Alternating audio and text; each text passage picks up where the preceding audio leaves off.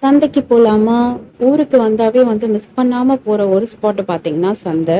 சந்தை சென்னையில இல்லவே இல்லையா? ஊர்ல மட்டும் தான் சந்தைய நீ பாப்பியா? அப்படின்ற மாரி பெருசா நீங்க கேட்காதீங்க. சென்னையில நிறைய சந்தை இருக்குதான். பட் நான் அங்க இது வரைக்கும் ஒரு இடத்துல கூட நான் போனதில்லை. ஸோ அதை எக்ஸ்பீரியன்ஸ் பண்ணதும் கிடையாது. எப்பெல்லாம் ஊருக்கு வரானோ அப்பெல்லாம் இங்க உள்ள லோக்கல் சந்தைக்கு நான் போயிட்டு விசிட் பண்ணிட்டு வருவேன். ஸோ அதனால எனக்கு சந்தைன்றது பெரிய வாவா தான் எனக்கு இருக்கும். அண்ட் இந்த சந்தையில நிறைய டிஃப்ரெண்டான திங்ஸ்லாம் பார்த்தேன். யூஸ்வலா காய் மட்டும்தான் நிறைய டைம் இந்த சந்தையில பார்ப்போம்.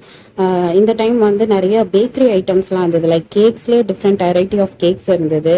அண்ட் எல்லா வெரைட்டி ஆஃப் வெஜிடபிள்ஸ் அண்ட் அப்புறம் கிராசரிஸ் அது எல்லாமே இருந்தது.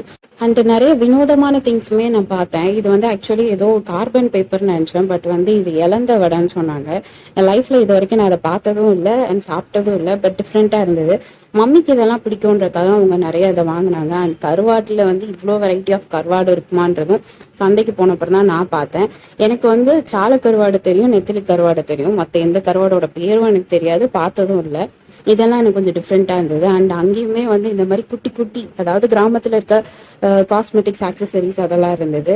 இந்த மாதிரி நிறைய ஸ்நாக்ஸ் ஸ்டால், ஈவன் நிறைய கார்மெண்ட்ஸ் கூட சேல் பண்ணிட்டு இருந்தாங்க.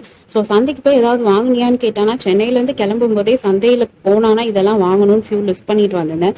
அதெல்லாம் வாங்கிட்டு நிறைய விண்டோ ஷாப்பிங் பண்ணேன். ஸோ நீங்கள் உங்கள் லைஃப்பில் சந்தைக்கு போயிருந்தானா காமெண்ட் பண்ணுங்கள், அப்படியே சப்ஸ்கிரைப் பண்ணுங்கள்.